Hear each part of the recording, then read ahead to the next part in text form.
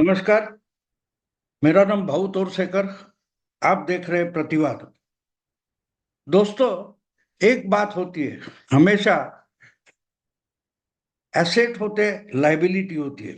यानी किसी भी चीज में अगर आप फायदा देख रहे हो तो ठीक नहीं होता। जो फायदा है उसमें नुकसान क्या है वो भी देखना पड़ता है। अगर नुकसान कम है और फायदा ज्यादा है तो वो सौदा अच्छा रहता है। अगर सिर्फ आप फायदे पर नजर रखो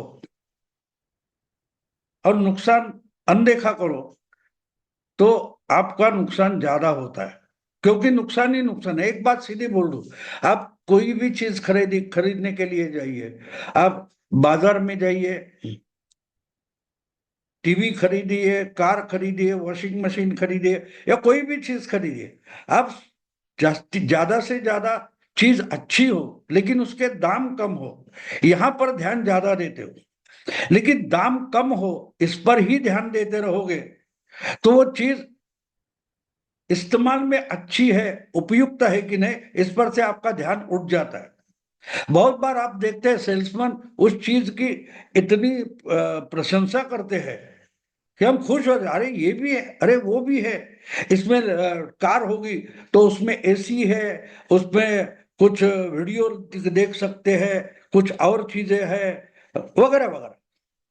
लेकिन कार ढंग से चलेगी कि नहीं, उसका स्पीड कितना है, उसका ईंधन का कंजम्पशन कितना है, वो भी देखना पड़ता है। और जब नहीं देखते और कार या वस्तु लेकर आते हैं और बाद में उसमें जो खामियां हैं वो हम अनुभव करने लगते हैं तो उस दुकान को गाली देंगे, उस सेल्समैन को गाली देंगे, उस वस्तु को गाली देंगे।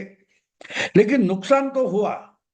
तो इसलिए हम जब कोई भी चीज करना चाहते, खरीदी करो या और कोई भी हो, रिश्ते नाते हो, हर जगह एक बात देखनी चाहिए कि ये एसेट और लायबिलिटी उनका बैलेंस है कि नहीं। आप एक ही चीज के पीछे दौड़ोगे तो उसके साथ जो नुकसान आने वाला है उस पर आपका अनदेखा हो जाता है और उसकी कीमत आपको चुकानी पड़ती है। पिछले लोकसभा चुनाव से जो नतीजे आए या उसके पहले साल भर में जो कोई राजनीति चल रही थी उसका लोकसभा के सीटों में फायदा तो बीजेपी विरोधी लोगों को हो गया, इंडिया अलायंस को हो गया, कांग्रेस को हो गया। लेकिन उसके उसमें जो खामियां है उसका नुकसान भी उठाना पड़ेगा आराम से। हमने देखा है कि उद्धव ठाकरे खुश हुए थे कि पार्टी टूट गई, कोई बात नहीं, चुनाव चिन्ह चला गया, कोई बात नहीं, पार्टी का नाम चला गया, कोई बात नहीं, हमने तो शिंदे से ज्यादा 2 सीटें जीत ली, मुस्लिम वोट बैंक हमारे पीछे खड़ी हो गई। उद्धव ठाकरे खुश थे जब 9 लोकसभा सीटें चुनकर आई। लेकिन जब वक्फ का मामला आ गया, मोदी सरकार ने जब वक्फ कानून में कुछ संशोधन करने का निर्णय लिया और उसका एक बिल बना दिया, वो लोकसभा में पेश कर दिया, तो उद्धव ठाकरे की बोलती बंद हो गई। इनके सारे के सारे एमएलए लोकसभा छोड़कर भाग गए। उनको लगा क्या है, मुंह छुपाएंगे, हिंदुत्व की पार्टी होकर भी हम वक्त का समर्थन करते हैं, ये तो दिखाई नहीं देना चाहिए, इसलिए चालाकी करेंगे। लेकिन मुस्लिम वोट बैंक जो है या मुस्लिम समाज जो है वो इतना तो मूर्ख नहीं है जितना उद्धव ठाकरे हिंदुओं को मूर्ख समझते हैं कि हम हिंदुओं की बात भी बोलेंगे, सेक्युलर पार्टियों के साथ भी जाएंगे, सत्ता में भी बैठेंगे और हिंदुत्व का नाटक करते रहेंगे। सावरकर जी को गाली दी राहुल गांधी ने तो चुपचाप बैठ जाएंगे। ये जो चल रहा था वो कभी ना कभी उसका मुखौटा उतरने वाला था, नकाब उतरने वाला था। और इसलिए जब वक्त का मामला आ गया तो उद्धव ठाकरे के 9 एमपी लोकसभा से भाग गए, कहीं छुप गए। लेकिन इसको अनदेखा मुस्लिम समाज नहीं करता और इसलिए डायरेक्टली उद्धव का जो घर है मातोश्री बंगला, वहां तक मुस्लिम मोर्चा पहुंच गया और उद्धव को गद्दार गद्दार चिल्लाकर गालियां देने लगा। ये मैं इसलिए बोल रहा हूं दोस्तों कि उद्धव ठाकरे फायदा देख रहे थे। कि ठीक है शिंदे ने पार्टी फोड़ी है, बीजेपी ने पार्टी तोड़ी है, तो भी कांग्रेस और एनसीपी के साथ जाकर दलित और मुस्लिमों के वोट पाकर मैं जीत सकता हूं। लेकिन इसके लिए जो तुष्टीकरण करना पड़ता है, उस उसकी जो कीमत है वो तुष्टीकरण में है। ये उद्धव ठाकरे भूल गए थे, बोले थे तुम जैसे मुंबई तोड़ी जाएंगी वगैरह वगैरह, हमेशा अस्मिता की बात करते हैं, उसी ढंग से उल्लू बनाकर मुस्लिमों को खुश रह करके हम वोट पाएंगे, ये उद्धव ठाकरे ने सोचा था, लेकिन वो हुआ नहीं।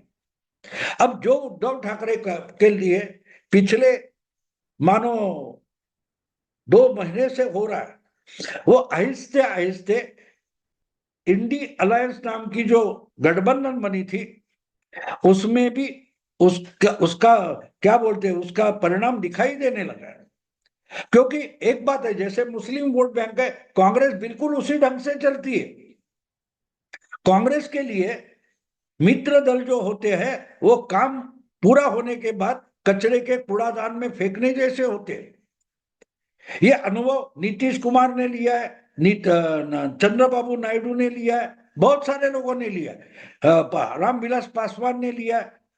तो इसलिए एक बात साफ थी कि कांग्रेस को चुनाव जीतने के लिए और अपनी संख्या बढ़ाने के लिए इंडिया अलायंस बनाना था, गठबंधन बनाना था, ना कि अखिलेश की सीटें बढ़े, ममता की सीटें बढ़े, उद्धव की सीटें बढ़े, स्टालिन की सीटें बढ़े। इसलिए कांग्रेस ने अपना गठबंधन या इंडी गठबंधन नहीं बनाया था। जहां कमजोर है वहां इनको साथ लेकर अपनी सीटें बढ़ा पाए, इतना ही इनका मकसद था। और इसलिए कांग्रेस ने दिल्ली में आम आदमी पार्टी के साथ भी हाथ मिलाया था, 4 और 3 सीटों का बंटवारा करके लड़े थे। लेकिन जब चुनाव में उसका परिणाम नहीं मिला तो आम आदमी को आम आदमी पार्टी को लात मारकर उन्होंने गठबंधन खत्म कर दिया दिल्ली में। आज भी हम देखते हैं केजरीवाल या बाकी सब लोग जेल में पड़े हैं, तो क्यों पड़े? ओरिजिनल कंप्लेंट कांग्रेस वालों की है।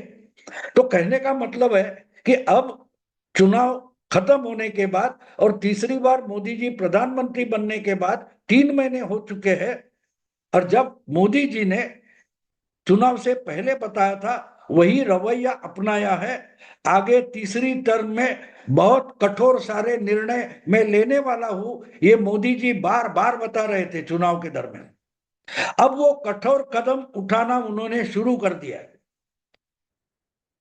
2014 या 2019 में उनका अपना बहुमत था, वो उस वक्त भी कठोर कदम उठा सकते थे, लेकिन वो समरसता से विरोधी दल से हाथ मिलाकर अच्छी सरकार देने की कोशिश कर रहे थे। लेकिन फिर भी आप बिल्ली जैसे रास्ता काटने की कोशिश करोगे तो कठोर कदम तो उठाने पड़ेंगे। और मोदी जी ने तीसरे टर्म में वही कदम शुरू कर दिए, और वक्त कानून में संशोधन ये उसका ही एक सबूत है।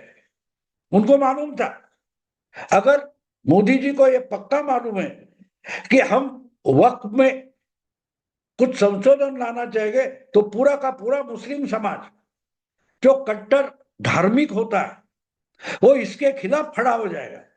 और इसके खिलाफ जब खड़ा होगा तब मुस्लिम समाज को पता चलेगा कि उनकी वोट बैंक के लिए जो राजनीति करते हैं वो उनको बचा नहीं पाते। यही तो मोदी जी को दिखाना है कि ममता दीदी हो, राहुल गांधी हो, शरद पवार हो, उद्धव ठाकरे हो या स्टालिन हो, जो कोई हो गए, केजरीवाल हो, जो हमेशा मुस्लिम तुष्टीकरण की राजनीति करते, सिर्फ वोटों के लिए करते। और इसलिए बात साफ है कि वो आपका बचाव नहीं कर सकते। मुस्लिम समाज को हिंदुओं के साथ समरसता से रहना पड़ेगा, और समरसता न रखते हुए हिंदुत्व के खिलाफ ही आप अपना रवैया रखोगे तो उसकी कीमत मुस्लिमों को भी चुकानी पड़ेगी। आज तक 70 साल से वक्फ के नाम पर जो मुस्लिम दादागिरी चलती रही वक्फ बोर्ड की, वो खत्म करने का कदम इसीलिए उठाया। तो उसमें नरेंद्र मोदी का मकसद सीधा साफ है, उनको दिखाना है कि जिनको आपने मुस्लिम वोट बैंक बनकर एक गट्ठा वोटिंग की है, वो लोग आपके रक्षक नहीं है। वो अपनी राजनीति के लिए मुस्लिमों का इस्तेमाल करते हैं, लेकिन मुस्लिमों को बचाने का समय आएगा तब वो पार्टी बचाएंगे, ना कि मुस्लिमों को बचाएंगे। और हुआ यही हुआ है। अब ये बात हो गई है कि जो मुस्लिम वोट का पोलराइजेशन हुआ था, जो बीजेपी विरोधी पार्टियों में बट गए थे वो वोट, या इंडी अलायंस को मिल गए थे, ये सब पार्टियां अब मुस्लिम मुस्लिम तुष्टीकरण वाली पार्टियां दिख चुकी है, लोगों के समझ में आ गई। लेकिन अगर खुले आम इनको मैदान में लाया जाए कि नहीं, हम हिंदुओं पर अन्याय करेंगे लेकिन मुस्लिमों को हित की बात करेंगे, मुस्लिमों को जो चाहिए इसलिए हिंदुओं पर अन्याय भी करेंगे, इस लाइन पर इन सब सेक्युलर पार्टियों को लाने के लिए ही मोदी जी ने ये कठोर कदम उठाया है, वक्त में संशोधन का, जिसके जरिए मोदी जी और बीजेपी देश भर के वोटर को दिखाना चाहती है, पर्टिकुलरली हिंदू वोटर को दिखाना चाहती है कि ये सब मुस्लिमों के हित में नहीं, मुस्लिमों के चोचले चलाने के लिए काम करेंगे। आप इनको वोट दे रहे, यानी बीजेपी के खिलाफ नहीं, अपने खिलाफ, हिंदुओं के खिलाफ। जो धर्म आप मानते हो, जो परंपरा आप मानते हो, उसको ही मिट्टी में मिलाने के लिए सेक्युलर पार्टियां काम कर रही है, और इसलिए हिंदुत्व के खिलाफ वोट दे रहे हैं। उनका साथ हिंदू देगा या नहीं, ये क्राइसिस मोदी जी को खड़ा करना था, वो खड़ा हो गया वक्त संशोधन के कारण। और जबकि कांग्रेस जैसी पार्टी खुले आम उसका विरोध कर रही है, संशोधन का विरोध कर रही है, तो बाकी की पार्टियां डर गई है। अखिलेश हो, ममता दीदी हो, इवन स्टालिन हो, इनको मालूम है अगर आज हम वक्त यानी मुस्लिमों के साथ खुले आम खड़े हो गए और हिंदुओं की हित का अनदेखा करेंगे, तो उसकी कीमत अगले चुनाव में हमको भुगतनी पड़ेगी। और इसलिए है शायद खुले आम वक्त पर नहीं, लेकिन जिस ढंग से कांग्रेस लोकसभा में राहुल गांधी की नेतृत्व में अपोजिशन की पूरी राजनीति अपने तरफ खींच रही है, और बाकी अपोजिशन पार्टियां हैं उनको चांस ही नहीं दे रही है। अभी अभी की बात है, जब पार्लियामेंट्री पार्टी पार्लियामेंट में स्टैंडिंग कमेटियां बनती है, हर इंपॉर्टेंट मंत्रालय की कमेटियां होती है, तो लोकसभा की कुछ 16 और राज्यसभा की कुछ 8 कमेटियां बनती है। तो ये 24 कमेटी में जो चेयरमैन होता है कमेटी का, उसका भी एक प्रमाण होता है। जितनी आपकी संख्या रहेगी उतने प्रमाण में आपको कमेटी का अध्यक्ष बनाया जाएगा। तो अपोजिशन की सबसे बड़ी पार्टी अगर कांग्रेस है तो लोक लेखा समिति होती है, अकाउंट्स कमेटी होती है, पब्लिक अकाउंट्स कमेटी, उसका अध्यक्ष तो सबसे बड़ी अपोजिशन पार्टी को ही मिलता है। तो पूरे अपोजिशन के लिए 24 में से अगर 6 कमेटियां दी जाने वाली है, तो उसमें 6 कमेटियां, 8 कमेटियां अपोजिशन को मिलेगी, लेकिन कांग्रेस चाहती है कि उनको 6 कमेटियां मिले। एक तो उनके हक के है, वो सबसे बड़ी अपोजिशन पार्टी है, लेकिन और 5 इंपॉर्टेंट कमेटियां, उसका अध्यक्ष पद अगर कांग्रेस के पास चला जाएगा, तो दो 3 नंबर की जो पार्टियां हैं, अखिलेश के पास 37 एमपी है, ममता के 32 एमपी है, उसके स्टालिन के यानी डीएमके के 27 वगैरह कुछ एमपी है, उनको इंपॉर्टेंट कमेटी नहीं मिलेगी। जब ये सब हो गया, तब अब ये लोग खुलकर सामने आने लगे कि अपोजिशन में हम भी है, 236 इंडी अलायंस के एमपी है, उसमें आपके आधे भी नहीं है।